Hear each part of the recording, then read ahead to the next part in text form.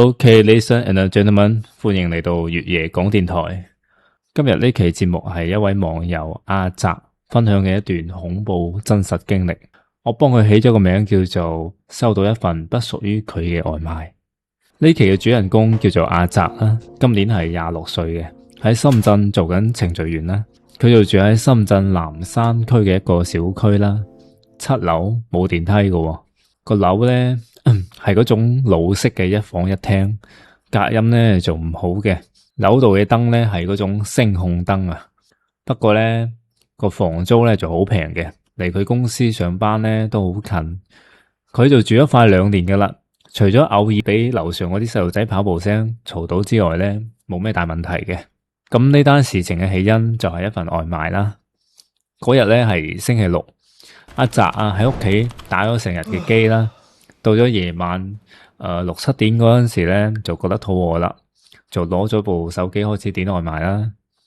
佢就點咗份麻辣燙嘅，落完單就繼續打機。咁大概過咗40分鐘啦，個門鈴就響咗嘅。阿澤打開門，門口咧就企住一個外賣小哥啦，戴住黃色嘅頭盔，低住個頭喺度望緊手機。佢就將個外賣遞俾阿澤，講一句祝你用餐愉快喎，轉頭就走咗啦。當時啊，阿澤仲覺得個外賣小哥幾有禮貌喎，因為平時送外賣嗰啲基本上都係將啲嘢塞喺你個手度就走噶啦。阿澤閂上道門，將個麻辣燙咧就放喺個茶几度，打開個包裝準備食嘢噶啦。但係個包裝入邊咧係一份壽司喎，唔係佢嘅麻辣燙。而且呢個壽司呢，唔係嗰種平嘅壽司，係嗰種有三文魚、甜蝦、鰻魚嗰種拼盤嚟嘅，擺得好精緻，整整齊齊。咁仲配埋啲豉油啊、芥末嘅透明塑料盒嘅包裝啦，睇出嚟就係睇上去就係好新鮮嘅，唔似係放得好耐嗰種嘅。阿澤嘅第一反應呢，就係，係咪送錯咗啊？因為佢點嘅係麻辣燙啊，20蚊雞。但係呢份壽司點睇都唔止20蚊雞喎。佢就翻咗下個袋上邊嘅小票啦，個小票的確係寫住阿澤屋企嘅地址、佢個名同埋佢嘅 number， 但係咧個菜欄嗰邊咧寫住嘅係豪華刺身拼盤，價格咧係300幾蚊，300幾蚊，阿澤冇點過咁貴嘅外賣噶嘛。阿澤就諗可能係商家搞錯咗啩。咁佢就睇咗下商家電話，就打過去啦。但個電話打咗好耐都冇人接喎，佢就影張相發俾佢朋友，咁喺度話：邊個點錯咗送到我屋企啊？益晒添，等陣我食晒佢。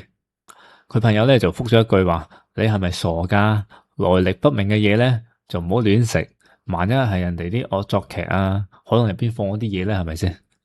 阿澤諗諗下，將個壽司就放喺茶几度冇喐嘅，重新點咗份麻辣燙。到咗夜晚11點幾嗰陣時咧，個門口咧突然間傳嚟敲門聲。阿澤喺度打緊排位啊，所以咧冇第一時間去開門嘅。敲門聲咧大概持續咗10幾秒就停咗噶啦。阿澤咧就諗住打完機就去睇嘅。咁過咗5分鐘，個敲門聲又響咗。呢次咧唔係用手輕輕敲嗰種，係用嗰種拳頭喺度揼嗰種，嘣嘣嘣3下，好重嘅。阿澤咧就嬲啦，話大半夜3更嘅，邊鬼個啊整咁大聲？佢就行喺個門度，從佢隻貓眼度向外睇，走廊係黑嘅，乜嘢都睇唔清嘅。阿澤就大聲咁講一句：邊鬼個啊？門口咧係冇聲嘅，直到係半分鐘之後咧，就有個男人把聲，佢話唔好意思，下晝送咗一份外賣，係一份壽司嚟嘅，送到咗你呢度。阿澤咧就迷惑咗下，心諗原來係有個外賣小哥想攞翻個壽司，佢就下意識準備開門啦。但係呢個時候，佢又覺得好似有嘢唔啱，個外賣係下晝6點幾7點嗰陣時點嘅，點解而家11點半先嚟攞呢？佢就將個手縮翻，隔住道門話：乜嘢壽司啊？我冇攞過啊！門內咧又沉默咗，過咗半分鐘，個聲又講嘢啦。佢話你唔好裝啊，我係睇住你開門攞入去嘅喎。哇！呢句話咧，阿澤就後背一涼啊。佢話佢心諗睇住我攞入去嘅，咁真係話佢當時就係睇住我攞個外賣啦。阿澤就話呢份壽司唔係我嘅，你搞錯咗啦，你走啦，唔好半夜喺度嘈住晒。講完之後咧，門口度冇晒聲啦。阿澤以為佢走咗啦，就通過隻貓眼就喺度望咗下出邊，咁啊，仲係咩都睇唔到，係黑嘅。佢走廊係聲控燈嚟嘅，確定咧出邊冇咩動靜之後咧，佢先至翻個沙發度坐低啦。佢發現咧自己嘅手喺度震緊啊，佢就同自己講冇咩噶，就係一個送錯嘅外賣佬想攞翻嚟食啫，應該係。跟住阿澤部手機就響咗啦，係一個陌生嘅 number 打過嚟，佢猶豫咗下，都係仲係接咗嘅。對面咧就係嗰個男人把聲，同啱啱門內嗰把聲係一樣嘅。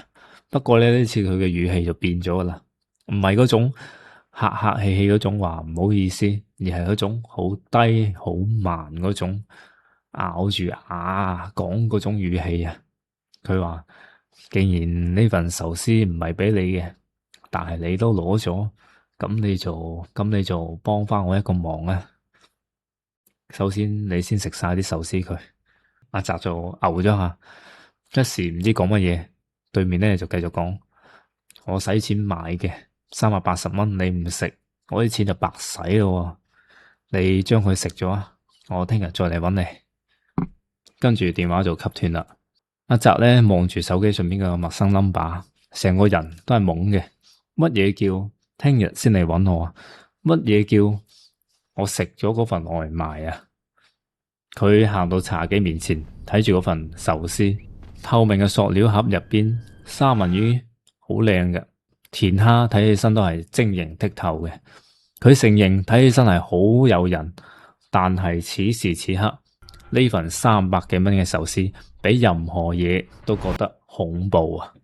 嗰日夜晚，阿澤一晚都冇瞓，佢將個門同窗都檢查咗，跟住將個壽司都檢查咗，關翻實，跟住將份壽司放咗喺冰箱嘴入邊，用啲嘢咧遮住。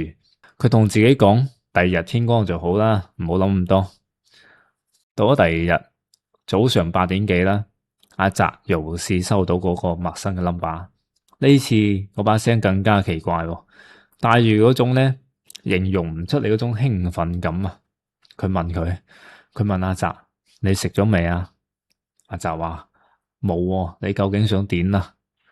對面咧就沉默咗幾秒，之後啊就笑咗一聲，唔係嗰種正常嗰種笑，係嗰種短促啊嗰種嗰種笑啊。佢話冇事，你唔食都唔緊要，我再點多份俾你。跟住電話度吸咗啦，阿澤又驚啦，阿澤就真正開始驚啦。呢個人究竟想做乜嘢？點解一定要我食嗰份壽司啊？佢咧就決定出門抌咗佢，之後咧去朋友屋企咧住翻幾日先得。阿澤咧執好嘢開門，跟住佢聞到走廊有一個奇怪嘅味道，嗰種腥味似係海鮮市場嗰種味道。阿澤以為係隔籬屋喺度煮飯食啦，就冇理嘅，跟住就繼續落樓啊。咁啊行咗幾步之後咧，阿澤就停低咗。佢發現啊，佢門口嗰個鞋櫃上邊咧係放住一個袋嘅，唔係琴日嗰種外賣袋，係一個白色嘅普通嗰種袋啊。個袋入邊咧又係一個透明嘅塑料餐盒，餐盒入邊咧係一份全新嘅壽司拼盤喎，三文魚、甜蝦、鰻魚同琴日嘅係一模一樣嘅。上邊咧仲黐住一張紙仔，上邊寫住用筆寫住嘅。呢份係新鮮嘅，趁熱食。新鮮嘅，趁熱食。咦？壽司係凍嘅，邊個會食壽司係趁熱食噶？阿澤咧即刻將個袋攞起身，跟住咧就跑到樓梯間嗰個垃圾桶啦，就掉咗佢。掉完之後，即刻打車去朋友屋企啦。喺朋友屋企住一晚啦，佢就將個情況同佢朋友講晒。佢朋友聽完咧就沉默咗一陣，話：你有冇諗過嗰份壽司入邊可能有啲嘢㗎？阿澤話：我都冇食，我都唔想知入邊有乜嘢。跟住到咗第二日，阿澤咧諗住翻屋企睇下啦。個走廊咧仲係嗰陣腥味嘅，佢以為係自己多心啦，但係行到佢屋企門口嗰陣時咧，佢確定咗啦，嗰個味啊，嗰陣腥味係從佢屋企發出嚟嘅。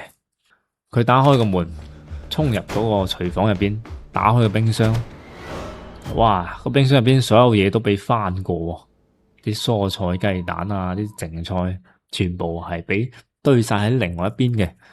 而喺個冰箱正中間咧，乾乾淨淨咁樣擺住一份壽司。